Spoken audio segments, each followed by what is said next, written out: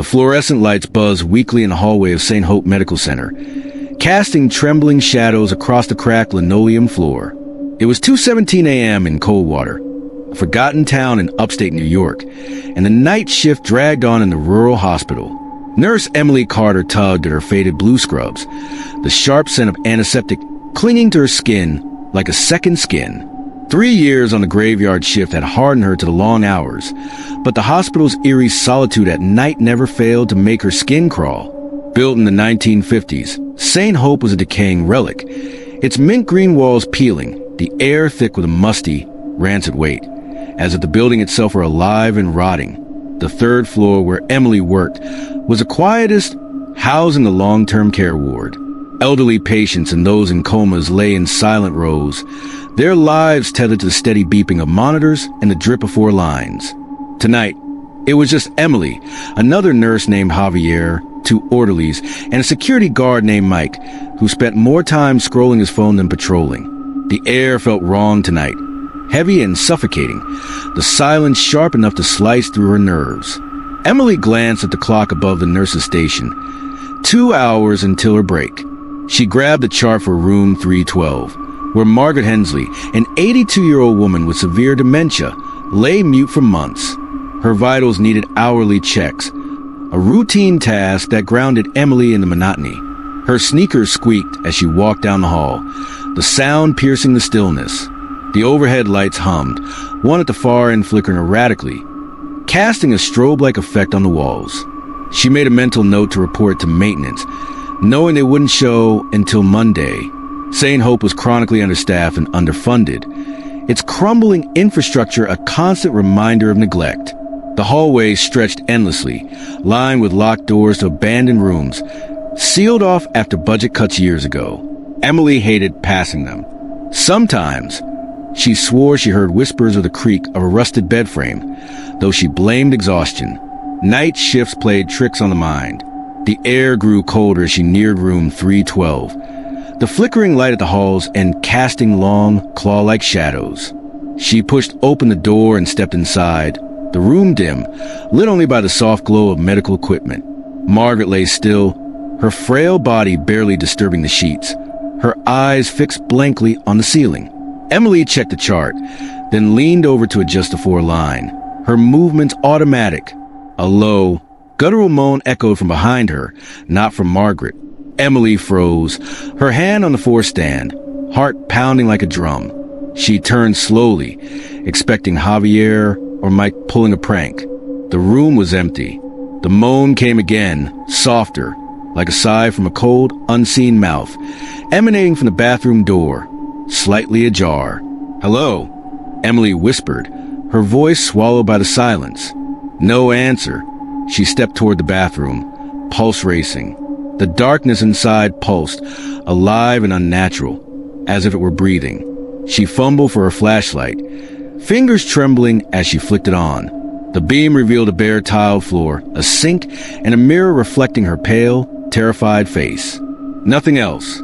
The heart monitor screeched, a sharp, erratic beep. Emily spun around. Margaret's eyes were locked on her, wide and unerringly alert, pupils dilated into black voids. Her lips parted in a silent scream, bony hands clawing at the sheets. "Mrs. Hensley?" Emily stammered, rushing to bedside. Margaret's heart rate spiked. 140, 150, 160. Too fast for her fragile state. Emily hit the call button for Javier, adjusting the oxygen mask with shaking hands. The moan came again, louder from the bathroom. The darkness seemed to writhe, a living shadow. She aimed her flashlight, but the beam caught something new in the mirror, a distorted, too tall figure behind her, its limbs twisted, its face a featureless blur except for glowing, ember-like eyes. Emily stumbled back, her breath catchy in her throat. The figure in the mirror didn't move, but its eyes followed her, burning into her soul. She swung the flashlight around the room, but there was nothing, only Margaret, her eyes still fixed on Emily, unblinking, as if seeing something beyond. The heart monitor's beeping slowed, but the air grew colder, the room heavier. Emily backed toward the door, her flashlight shaking, the beam flickering as if the batteries were dying. She stepped into the hallway, slamming the door behind her, but the moan followed, now a low, guttural growl that seemed to come from the walls themselves. The hallway was dark, completely dark. The fluorescent lights were out, the corridor void except for the exit sign's red glow, flickering like a dying ember. Emily's sneakers squeaked, the sound like a scream in the silence. "Javier? Mike?" she called, voice trembling. Silence answered, thick and oppressive. Her phone was at the nurse's station, the nearest landline at the hall's end. She moved forward, flashlight beam darting across peeling walls and locked doors. The air grew colder, her breath visible in the light, curling like smoke. The hospital felt alive, its walls pulsing faintly, as if watching her. Halfway down the hall, she froze. A figure stood at the far end, just beyond her flashlight's reach. Tall, too tall, its limbs bent at grotesque angles, head tilted as if its neck were broken. Its eyes glowed faintly, like coals in a dead fire. It didn't move, but its presence crushed her chest, stealing her breath. She stepped back, and it glided sideways, vanishing into room 308 without opening the door, as if sinking into the wall itself. Her legs wobbled, but she forced herself to the nurse's station. The phone was dead, its dial tone replaced by a low, static hiss. The security monitor's flicker was static, but for a split second, she saw it. The figure, standing in room 308, staring directly into the camera. Footsteps echoed, slow, dragging, from room 312's direction.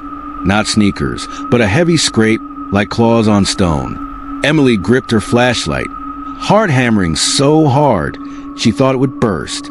The footsteps stopped. Silence pressed in, suffocating. Then a rasping, inhuman voice whispered, "Emily." It came from everywhere, behind her, above her, inside her head. She swung the flashlight wildly, but the beam caught nothing. Just the empty hallway, the locked doors, the flickering exit sign. The air grew colder still, the temperature plummeting as if the hospital itself were exhaling a frozen breath. Emily's hand shook as she clutched a crumpled note she found on the desk. "Don't open 308. It was yellowed, scrawled in shaky handwriting, as if written in a panic. Room 308. The scratching she'd heard earlier, faint but insistent, like nails on wood. The figure. It was all connected. She wanted to flee, to abandon this cursed place. But Margaret was still in 312, and Javier and Mike were missing. She grabbed the master key from the desk drawer, her mind screaming to stop. Room 308 had been locked for years, untouched since the hospital downsized. No one went there, not even maintenance. But the note, the scratching, the figure, they all pointed to that room. She crept back to 308, flashlight trembling in her grip. The air grew colder, heavier, the closer she got. The scratching had stopped, replaced by a low guttural hum, like an unholy chant seeping through the door. Her hand hovered over the key. Every instinct screamed to run, but she turned the lock. The door creaked open, revealing a room cloaked in darkness. Her flashlight swept across dusty furniture, a rusted bed frame, and walls stained with oozing, blood-like marks that seemed to writhe in the beam. In the center was a chair, and in it sat a figure, not the tall shadow, but something worse. Its skin was gray, eyes sunken into black pits, mouth stretched into a grotesque, toothy grin that seemed to split its face. It didn't move, but its gaze pierced her soul. "You shouldn't have come," it rasped, its voice the one that whispered her name, now echoing inside her skull. Emily screamed, her flashlight dropping to the floor. The room pulsed, walls closing in, the air thick with the stench of decay. She lunged to the door, but it slammed shut, the lock clicking with finality that chilled her blood. She pounded on it, screaming, but the hum swallowed her voice, growing louder, more insistent, like a chorus of the damned. The figure's grin widened, its eyes glowing brighter, filling the room with a sickly light. She grabbed her flashlight, its beam flickering as if drained. The chair was empty, but the air grew heavier, the hum now a deafening roar. A cold hand gripped her shoulder, its touch like ice burning through her skin. Emily whirled around, screaming. It was Javier, his face ghostly pale, eyes wide with terror. "Emily, what the hell are you doing here?" he hissed, his voice barely audible over the hum. "I saw it. The note, the figure," she stammered, her words tumbling out. No time. Javier cut in, yanking her toward the door. It opened this time, and they ran, the hallway stretching impossibly long, locked doors blurring past. The lights flickered on, dim and sickly yellow, casting everything in a diseased glow. The figure stood at the hall's end, its glowing eyes unblinking, its form flickering as if caught between worlds. They reached the stairwell, Javier shoving the door open with a crash.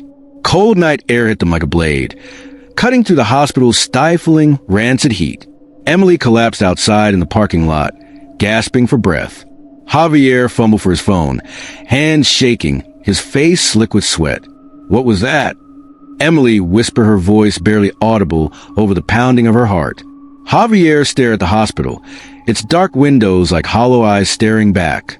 "It's not human," he said, his voice hollow, trembling. "It's been here forever, waiting." The hospital loomed behind them, its silhouette jagged against the moonless sky.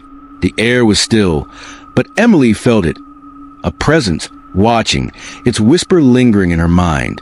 Police arrived an hour later, their flashlights sweeping the hospital's empty halls. They found nothing, no figure, no note, no oozing stains in room 308. Margaret was in 312, her eyes vacant once more, vitals stable as if nothing had happened. Mike was asleep in the break room, oblivious to the night's horrors. Emily and Javier's story was dismissed as exhaustion and stress. Their frantic account met with skeptical glances. The hospital administrator promised an investigation, but Emily knew it was futile. St. Hope was a place of secrets, its shadows alive with things no one dared name, things that clung to the walls like a sickness. Emily never worked the night shift again. She transferred to a bright, bustling city clinic where the halls were always filled with life, the lights never flickering. But the terror followed her, a shadow at the edge of her vision. In quiet moments, she heard it, a rasping whisper, calling her name, always just out of sight. At night, she dreamed of room 308, of the figure's grinning face, its glowing eyes burning into her. She woke in cold sweats, the whisper echoing in her ears, a reminder that some things could never be left behind.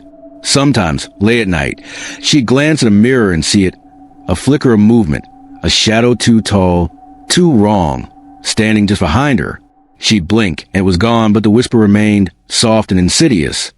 Emily! The hospital had let her go, but whatever lived in room 308 had not.